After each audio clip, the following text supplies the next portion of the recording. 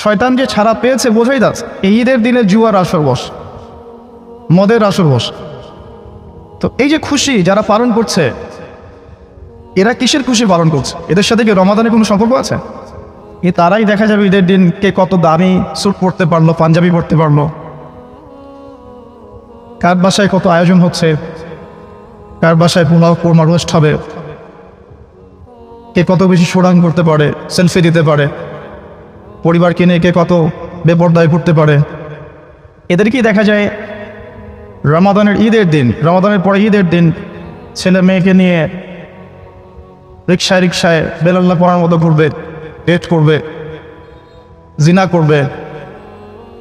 যুবকদেরকে দেখা যায় রমাদান মাসেই মাদক সেবন করতে, মানে ঈদের দিনেও মাদক সেবন করতে, এবং ফ্রেন্ড সার্কেলকে নিয়ে এমনভাবে ঘুরতে যে তাদের খোরা দেখে শয়তানও লজ্জা পায়। শয়তান বলে হয়তো মনে মনে যে আমাকে আল্লাহ পাক রমাদান মাস কেন, সারা বছরও যদি শিকল দিয়ে বেঁধে রাখে কোনো সমস্যা নেই, তোমরা তো আছেই। শয়তান হয়তো এই কথা বলে, আমরা শুনি না। আর আল্লাহ রাব্বুল আলামিন যে রমাদান মাসে শয়তানকে বন্দি করে রাখেন, এটার প্রমাণ হচ্ছে চাঁদ রাত এবং ঈদের দিন। রমাদানের পরিবেশ আর চাঁদ রাত এবং ঈদের পরিবেশের মধ্যে যে পার্থক্যটা, এটাই বলে দেয় হ্যাঁ আসলেই শয়তান বন্দি ছিল। দেখবেন এই শ্রেণীর মানুষকে যারা রমাদানের হক মোটেও আদায় করে নাই, ইভেন তাদের সাথে রমজান মাসে কোরআনের কোনো সম্পর্কই ছিল না, এরাই দেখবেন ঈদের দিন অথবা ঈদের পরের 2 দিন রাস্তায় রাস্তায় গান বাজাবে, প্রচণ্ড জোরে শব্দ দূষণ করে। কিছু কিছু মানুষ এখন বলতে চেষ্টা করে, বলতে সাহস পায় না, কিন্তু চেষ্টা করে যে আজানের মধ্য দিয়েও নাকি শব্দ দূষণ হয়। এবং আমাদের সাবকন্টিনেন্টের মধ্যেই একটা কান্ট্রির মধ্যে এই কথাটা এসেছিল। দেখা যায় যেই মন্তব্যটা করেছে তারই গান আমাদের যুব সমাজ শুনছে উচ্চস্বর। আমাদের দুর্ভাগ্যের নমুনা দেখতে চান, আমরা কত হতভাগা জাতি। যে আজানকে ক্রিটিসাইজ করছে তার গান সারাদিন বেঁধেছে আমারই বাড়ির পাশে। পরে আমি বাধ্য হয়ে, সারা রাত তো ঘুম হয়নি, রমজান মাসে ঘুম কম হয় স্বাভাবিক, সারা রাত এই খুতবা রেডি করতে হয়েছে, লেকচার রেডি করতে হয়েছে, কবর জিয়ারত করেছি আলহামদুলিল্লাহ, রাতে কিছু ইবাদত করার তৌফিক হয়েছিল। ভাবছিলাম যে একবারে নামাজ পড়ে এসে ঘুমাবো, ঘুম আর হলেন। তো আমি হেঁটে হেঁটে গিয়েছি, গিয়ে বলেছি যে শয়তান তো ছাড়া পেয়েছে শুনেছি, আজকে আপনার দোকান থেকে কি শুরুটা হয়েছে? তো সে লজ্জা, মানে আমি হেঁটে হেঁটে বাজারে গিয়েছি শুধু মিউজিক বন্ধ করতে বলার কারণে। আর মিউজিকের মধ্যে কোনো দেশাত্মকত মিউজিক ছিল না, এগুলো অর্থ সাংস্কৃতিক। যে ভাষার মিউজিক প্লে হচ্ছিল এগুলো তো তাদের দেশে আমাদের ভাষার মিউজিক প্লে হয় কিনা কতটুকু আল্লাহ ভালো জানে। আমরাই তো ভাষা নিয়ে গর্ব করি, আমরাই তো ভাষার জন্য জীবন দিয়েছি। দেখবেন আমাদের প্রজন্মকে দেখবেন অন্য ল্যাঙ্গুয়েজের গান শুনছে, এগুলো নিয়ে ট্র্যাকের মধ্যে উঠে ডিজে পার্টি করছে। এদের সাথে রমাদানে কি সম্পর্ক ছিল? এদেরকে দেখবেন রমাদানে বেশি খুশি, খুশিটা ওদেরই। আসলে খুশিটা কিসের আমি আপনাকে আজকে বুঝাবো ইনশাআল্লাহ। রমজান মাসে দেখবেন মেয়েদের বেলাল্লা পরা, যত কসমেটিক্স বাসায় ছিল সবগুলো আজকে মাখা শেষ, সোনার পর্দার কিছু বাকি নাই বাসায়, সব গালে আর দেহে মেখে কাপড় নাম কাওয়াজতে একটা কাপড় গায়ে দিয়ে, যে কাপড় পরা না পরা রাসূল সাল্লাল্লাহু আলাইহি ওয়াসাল্লাম বলেছেন একই কথা। নিসাউন কাসিয়াতুন আরিয়া এই শব্দ বলেছেন। শেষ জামানে এক শ্রেণী মেয়ে আসবে যারা কাপড় পরে নগ্ন থাকবে। তো এইসব কাপড় পরে বান্ধবীদেরকে নিয়ে দেখবেন রিক্সায়, গাড়িতে ইত্যাদি ইত্যাদি বিভিন্ন বিনোদন কেন্দ্রগুলোতে বেলাল্লাপন, অশ্লীলতা। শয়তান যে ছাড়া পেয়েছে বোঝাই যাচ্ছে।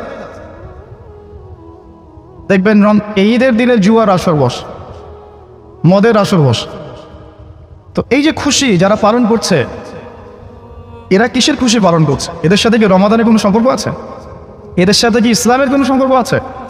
তাহলে এরা খুশি পালন করছে কিসের? রমাদান চলে যাওয়ার।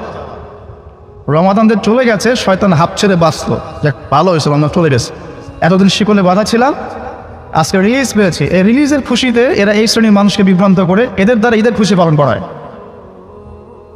এরা রমাদান যাওয়ার জন্য খুশি, কিন্তু যারা আল্লাহর প্রকৃত আশেক এবং যাদের মধ্যে আল্লাহ নূর আছে, বসিরা আছে, রমাদানকে প্রপারলি কাজে লাগিয়েছে, যারা ওই হাদিসটা বারবার স্মরণ করেছে যে নবী সাল্লাল্লাহু আলাইহি ওয়াসাল্লাম বলেছিলেন, রমাদান মাস পেয়েও যারা নিজের গুনাহকে মাফ করাতে পারলো না তাদের জন্য ধ্বংস।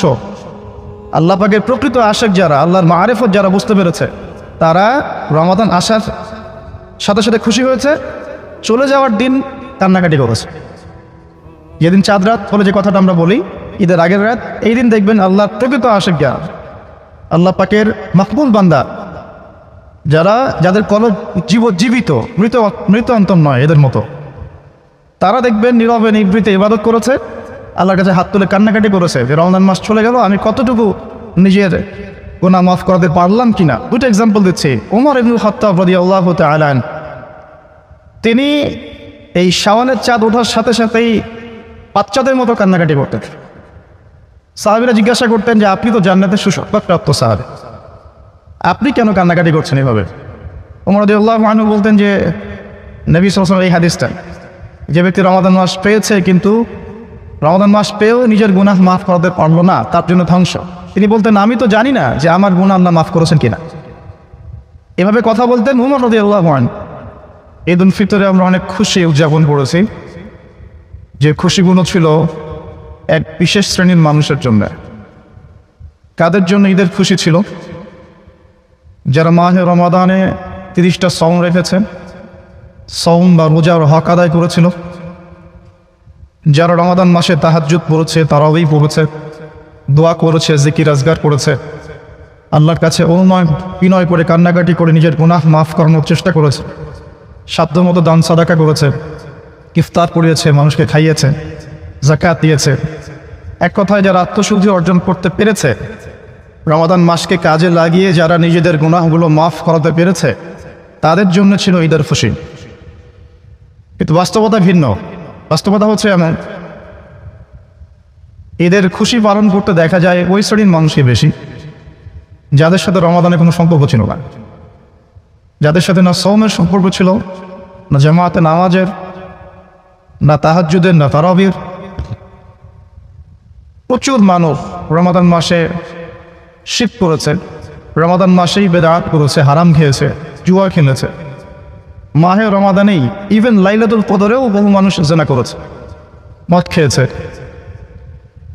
মানুষ হত্যা করেছে, মুসলিমদের উপর নির্যাতন চালিয়েছে, ইসলাম ধ্বংসের ষড়যন্ত্র করেছে। রমাদান মাসেই বহু মানুষকে প্রতারিত করার জন্য সিন্ডিকেট করেছে, মজুদদারি করেছে, কৃত্রিম সংকট তৈরি করেছে বাজারের মধ্যে, দ্রব্যমূল্যের দাম বাড়িয়েছে, মাপে কম দিয়েছে, কেউ কেউ কোটটাই পড়েও প্রতারণা করেছে। এগুলো রমাদান মাসেই করেছে মানুষ। কিন্তু দেখা যায় এই শ্রেণীর মানুষের ঈদের খুশি